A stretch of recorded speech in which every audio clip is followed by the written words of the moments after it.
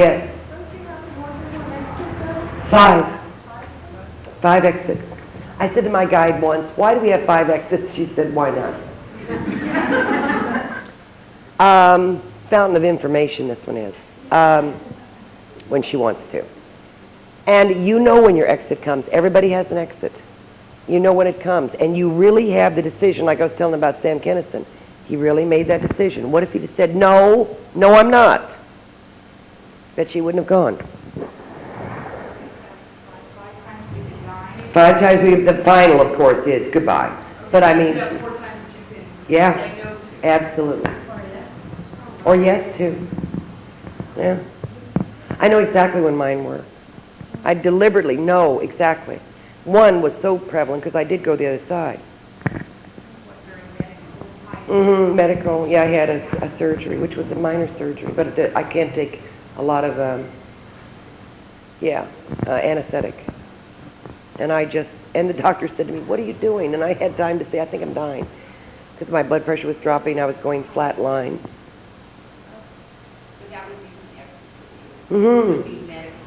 And when the nurse, who was part of my foundation at the time, threw her arms around my neck and said, Sylvia, please don't go. I heard her way back. The tunnel and everything was there. Grandma was there, the light. I heard her way back down the road, seemed like far away, say, Sylvia, please, Marcia Unesh, who I haven't spoken to since that day.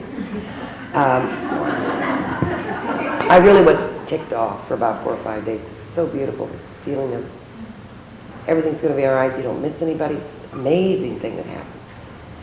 And she said, may the white light of the Holy Spirit surround you, and and she said, you've got to come back. Too many people need you. People need you was the code words. And way back, I heard that, and in my mind, I thought, I can't go. Boom, and I was snapped back into mine. But I made the decision. What if I had said, oh, I can? Yes, I can. I would have probably gone. I was only 42 at the time. I was having a stupid, simple vaginal hysterectomy. It was simple. It was like 1 hour, and I should have been out of it. And it was, I guess it was one of those, in my chart, exit time coming up. So whatever time that period hits, you hit it. Haven't you had a near miss in an accident? You say, oh, was that a close call? Or an illness that your parents will tell you about. God, we thought you were a goner there.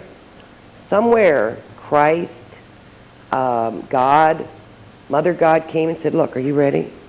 And you either said yea or nay. And that's why I say you only die when it's your time to die. I don't care how beat up you are. Because if that was not the case, why do some people get beat to a pulp, smashed in, they live, and another person walks out here, falls off a curb, bangs their head a little bit, and dies? True. Okay, anything else? Yes? You have a real strong, for lack of a better word, gut feeling about something you should do with your life. Yes. Could you go with that even if there's a lot of... Absolutely. She's saying, if you have a real strong gut level feeling about something in your life, even though you seem to have everything against you, should you go with it? Yes. Because the gut level feeling, guess what, is your chart. It's your chart psychically rearing its head. Oh, yeah. When I started, I was always psychic, but when I first decided to hang my shingle out, as we say, everybody was against it. Oh, you don't want to be known crazy to the world. Just go about and do the fire department, AAUW, go up to Notre Dame, do it, but don't hang your shingle out. I said, well, I'm going to. Then when I started the church, they said, oh, no, not only are you psychic, but you're going to start a church. Oh, wow. Did it anyway. Because the gut level feeling was stronger, Francine telling was stronger than anything. What do you think the gut level feeling is from your guides? The guide who's standing up there with a chart screaming, you're off the track, dummy. Yeah. Yes. Everybody was aware that your guide doesn't please you. You know, you can ask for somebody that knows more. Yes. I mean, I just send somebody down here, get out. Yes. Somebody that knows about Freudian also horses. Yes. Well, that's like she was saying, you know, ask for Monet, ask for Van Gogh. Get me somebody in here that's going to help me. A dud. Get a Freudian complex. That's right. Get somebody in here that knows something. Yes.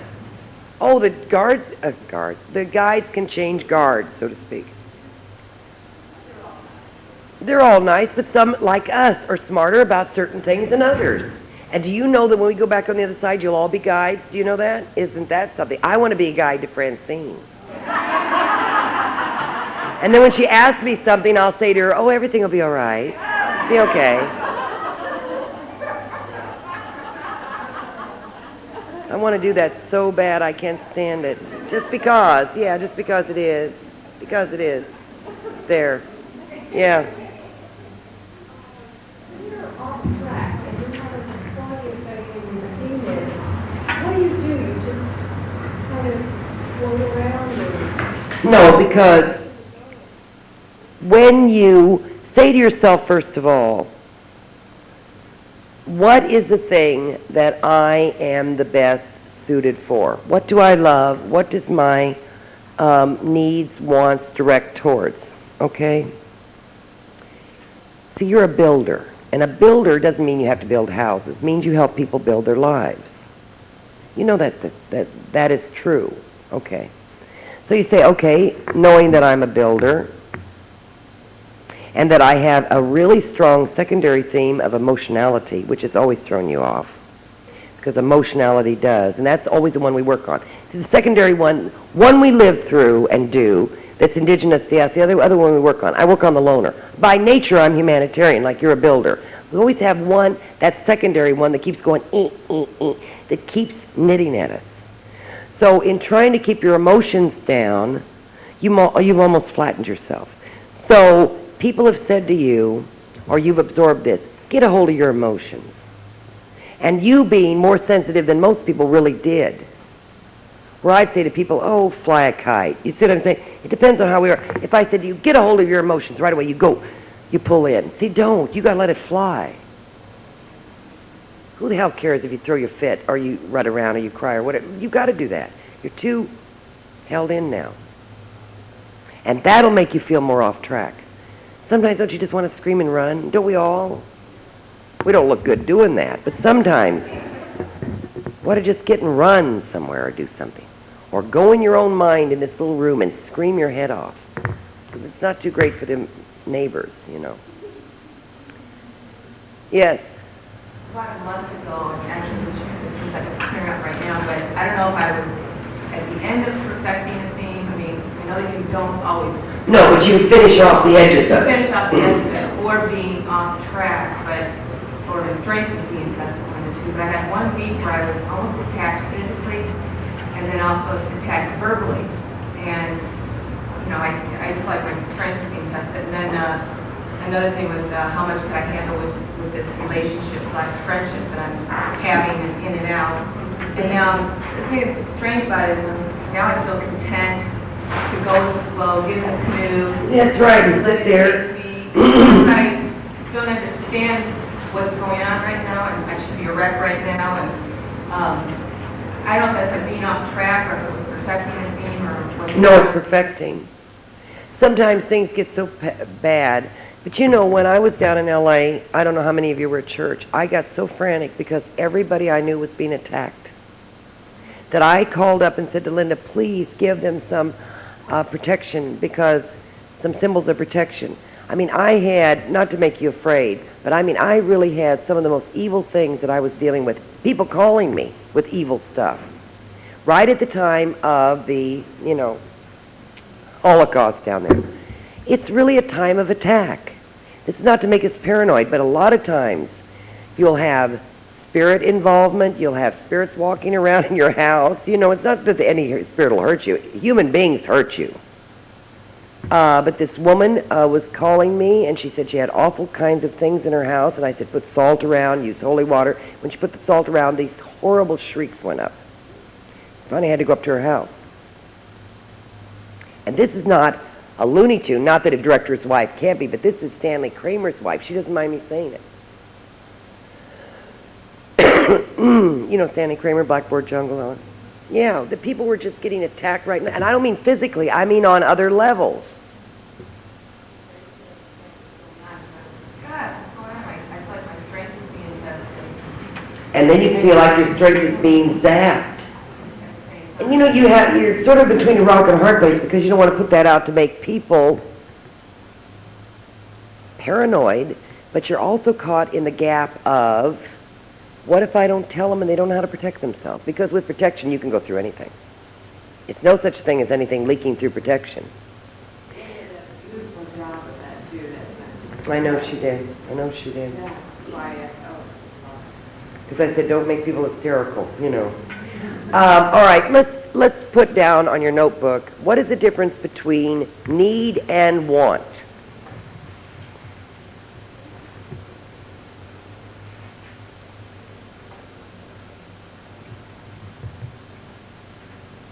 Now you say, oh, isn't that silly?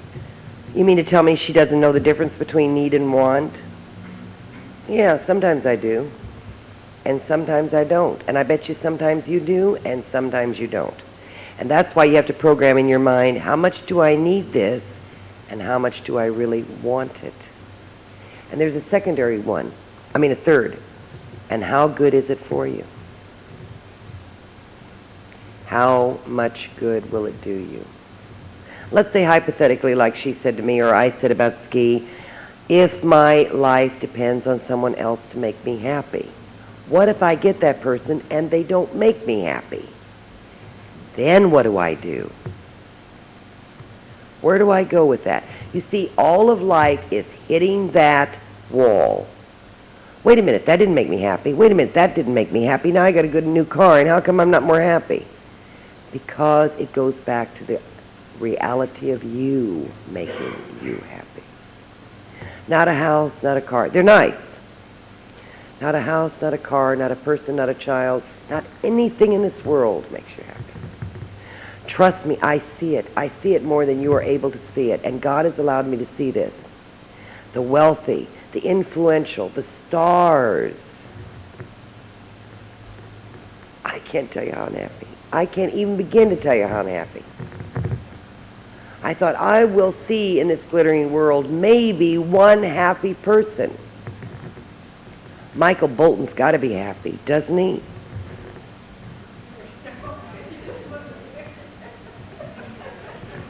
Really good. Doesn't mean he's happy. Doesn't mean a lot of people are happy. But we think they are. Is Michael Jackson happy? No. Is Elizabeth Taylor happy? No. Why shouldn't they be? She's got diamonds and young male, and is she happy? No. And that makes you realize, don't you always sit at home and you think, oh, but if I had that position, boy, would I make something out of that. No, you wouldn't, because it's not your chart.